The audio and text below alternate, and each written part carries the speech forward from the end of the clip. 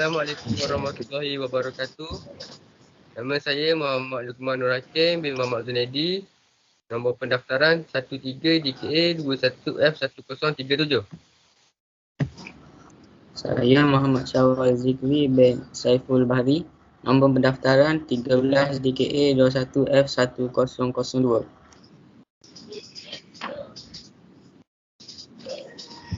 Assalamualaikum. Nama saya ialah Muhammad Sufi bin Muhammad Isri. Nombor meja saya ialah 13 DKA 21F195. Okey. Seterusnya, saya Muhammad Amir Luhairi bin Muhammad Asli. Nombor metrik 13D KTA 21F1032. Okey, pada hari ini, kumpulan kami akan membentangkan mengenai tajuk vektor dan skala dalam subjek engineering matematik dengan kod khusus DBM 10012. Okey, seterusnya diteruskan kepada pengenalan.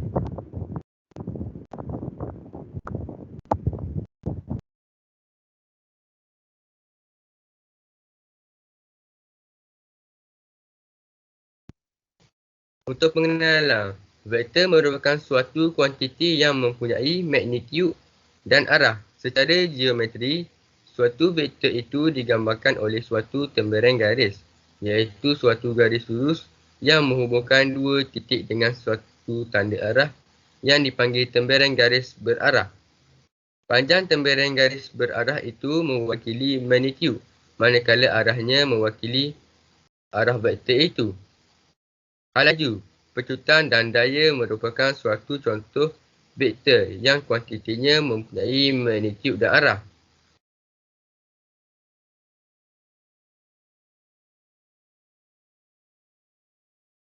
Bermula dalam perkataan Latin parallelogramus, konsep parallelogram berfungsi untuk mengenal pasti segi empat di mana pihak bertentangan selari dengan satu sama lain. Ini angka geometri. Oleh itu, ia merupakan poligon yang terdiri daripada empat sisi di mana terdapat dua sisi selari yang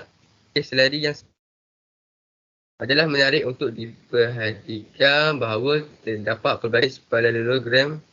Parallelogram kumpulan segi empat. Sebagai contoh adalah angka di mana anda dapat melihat sudut dalaman 90 darjah. Dalam set ini disertakan persegi, di mana semua pihak mempunyai panjang yang sama dan segi empat tepak, di mana pihak yang menentang satu sama lain mempunyai panjang yang sama. Secara geometri, besarnya hasil silang dua vektor bertepatan dengan luas parallelogram yang sisinya dibentuk oleh vektor tersebut.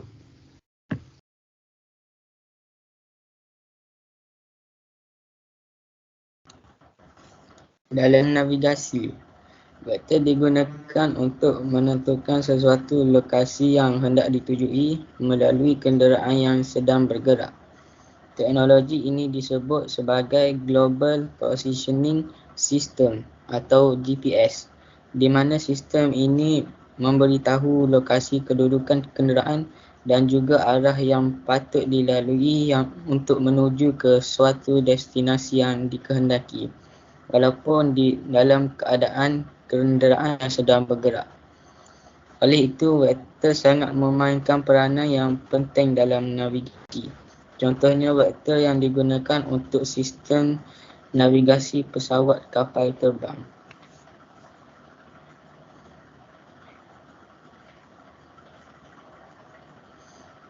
Seterusnya ialah pesawat terbang. Pesawat terbang yang ingin terbang dan mendarat menggunakan metod vektor, sehingga ketika turun tidak langsung jatuh ke bawah tapi melalui arah vektor yang disesuaikan. Dengan demikian, orang-orang yang berada di dalamnya pun tidak jatuh ataupun terombang-ambing.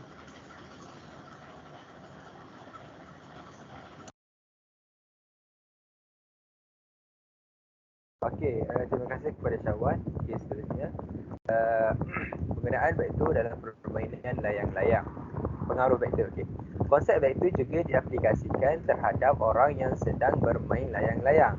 sehingga arah layang-layang yang sedang terbang tidak lurus terhadap orang yang memegang tali layangan. Dengan demikian, orang tersebut dapat melihat layangan dengan lebih jelas kerana terdapat pengaruh vektor. Seterusnya, dalam kapal selam. Okey, pengaruh vektor dalam kapal selam. Pada kapal selam, terdapat rongga sebagai tempat keluar masuknya air atau udara. Pada saat rongga tersebut berisi udara, maka air yang keluar sama dengan berat kapal. Dengan keadaan ini, kapal selam dapat mengapung. Namun, ketika rongga udara dibuka, maka volum air dalam rongga akan bertambah. Keadaan ini mengakibatkan kapal selam tenggelam. Ianya berkaitan juga dengan prinsip Archimedes. Ya, seterusnya, contoh pengiraan yang pertama. Contoh seadanya, Abu ingin memasang jaring di sekeliling kolam ikan di belakang rumahnya untuk mengelakkan binatang buas memasuki kawasan kolam ikannya. Abu perlu mencari luas kawasan kolam ikan tersebut untuk mengetahui jumlah jaring yang perlu dipasang. Okey, pada gambar rajah yang diberikan ini, telah diberikan koordinat titik berdasarkan gambar rajah ini, iaitu titik A berkoordinat 563, titik B berkoordinat 4-1, dan titik C berkoordinat 321. Okey. Seterusnya, untuk mencari luas keseluruhan, kita mesti mencari jarak jumlah antara titik ke titik dahulu. Okey. Pertama, kita cari jarak AB, di mana AB sama dengan AO tambah OB. Nilai AO perlu dinegatifkan menjadi negatif 5, negatif 6, negatif 3. Ditambahkan dengan nilai OB iaitu 4, negatif 1 dan kosong. Dan hasil tambah nilai AO tambah OB ialah negatif 1, negatif 7 dan negatif 3. Okey. Seterusnya, kita kira untuk BC, jarak BC di mana BC sama dengan BO tambah OC. Nilai BO perlu dinegatifkan juga menjadi nilainya negatif 410. Ditambahkan dengan nilai OC 321 dan hasil tambah di antara BO tambah OC ialah negatif 1, 3 dan 1. Okay, seterusnya, langkah seterusnya diteruskan kepada Muhammad Sufi untuk menerangkan dengan lebih lanjut.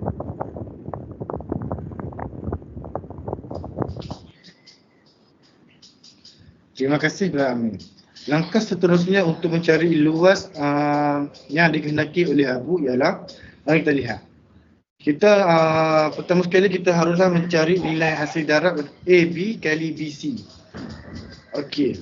Yang kedua, kita masukkan formula determinant AB kali BC seperti IJK yang ditunjuk di gambar rajah tersebut. IJK. Kita tulis nilai atas dia, kita tulis nilai AB, manakala bawah dia tulis BC. Bagaimanakah nak pecahkan nilai tersebut? Mari kita lihat. Okey, pertama sekali kita ambil I. Okey, I nilai bagi AB ialah negatif 7 dengan negatif 3. Manakala nilai bagi BC ialah 3, 1. J pula ialah nilai bagi AB 1, negatif 3. Manakala nilai bagi BC ialah negatif 1 dan 1.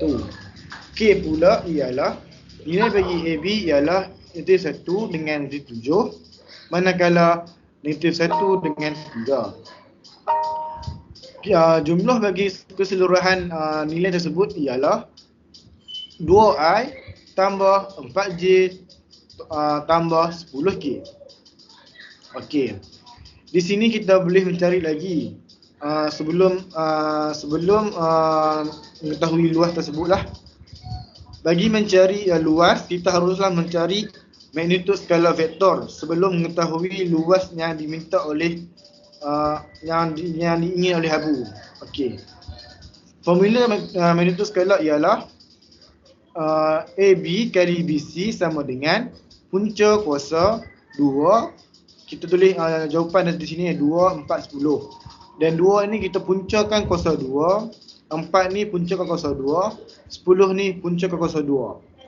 Selesaikan semua jumlah angka di sini dan jumlahkan dan totalkan semua, maka dapatlah 120. 120 ni bukan punca lagi, kita kena puncakan dulu sebelum nak dapat jawapan dalam meter padu. Okey, 120 puncakan dapat 10.95 meter padu. Okey, seterusnya dalam nak mencari luas, kita haruslah menggunakan nilai segitiga 1/2 formula dia. Okey, di sini kita lihat 1/2 kali dengan nilai yang didapat oleh AB kali BC tadi, iaitu 10.95. Maka jawapan yang diminta oleh Abu untuk mencari luas kawasan kolam ikan tersebut ialah 5.475 meter padu. Inilah yang Abu patut tahu untuk mencari luas kawasan kolam tersebut. Okey, bagi memahami vektor ini, mari kita cuba soalan seterusnya.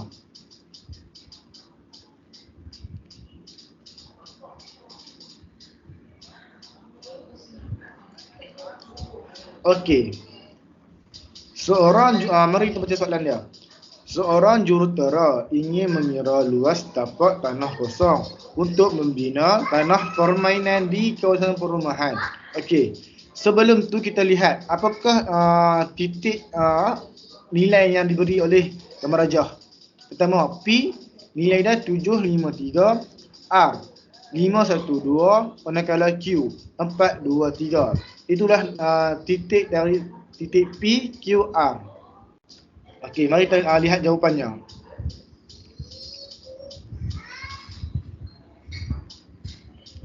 Okey. Di sini kita dapat lihat mereka nak cari titik cari luas yang di soalan mencari keluasan tapak tersebut. Okey. Mari kita buat ringkasan lah. Kita buat PQ sama dengan PO tambah OQ. Untuk mencari nilai PQ, kita harus buat begini. Okey. Kita nilai P kita negatifkan menjadi negatif 7, negatif 5, negatif 3. Manakala Q pula ialah 4, 2, 3.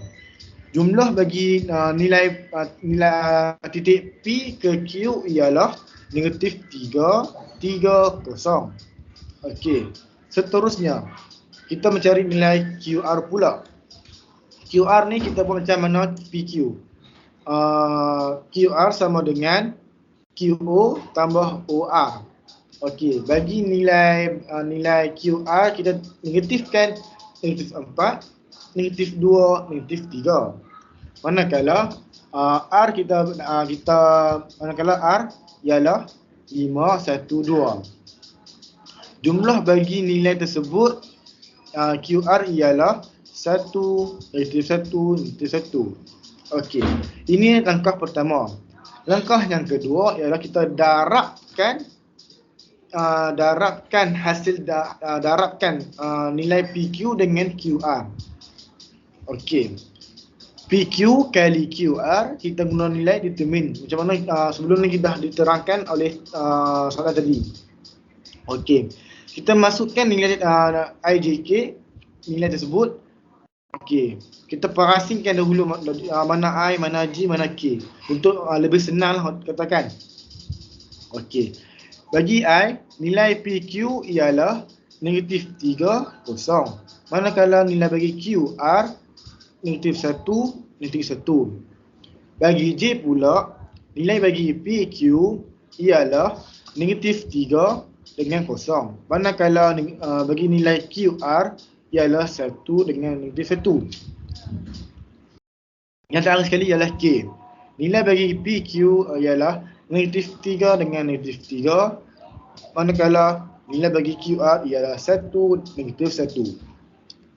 Kita kira semua ni dan kita buat assessing, iaitu pertama jawapan bagi I ialah 3I, J pula ialah 3J.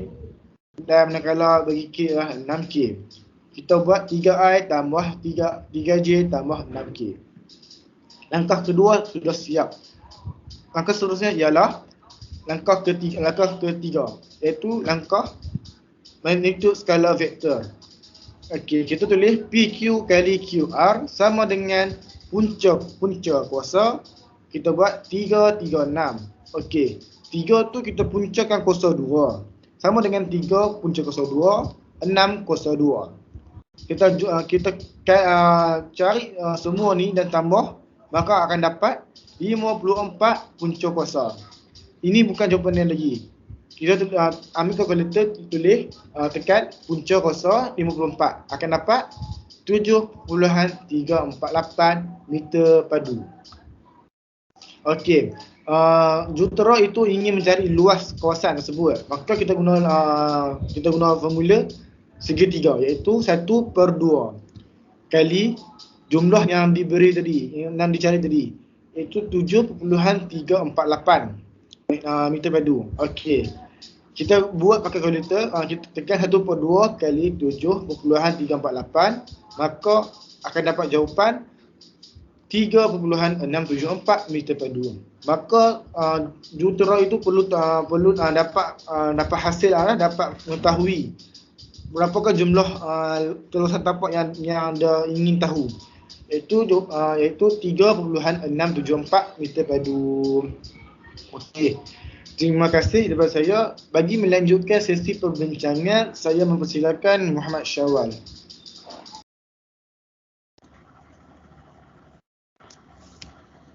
Seterusnya ialah pengiraan ketiga. Panjang vektor A dan vektor B masing-masing adalah 4 satuan dan 5 satuan. Besar sudut antara vektor A dan vektor B sama dengan 60 darjah. Hitung hasil kali skala antara vektor A dan vektor B. Berdasarkan definisi, hasil skala antara vektor A dan vektor B ditentukan oleh AB sama dengan AB cos 60 darjah.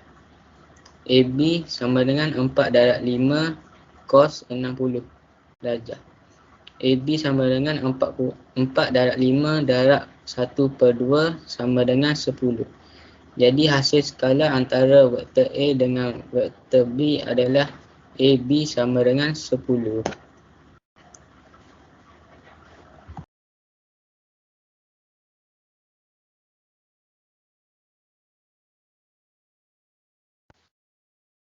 Untuk kesimpulan tajuk ini, vektor amat penting dalam kehidupan seharian.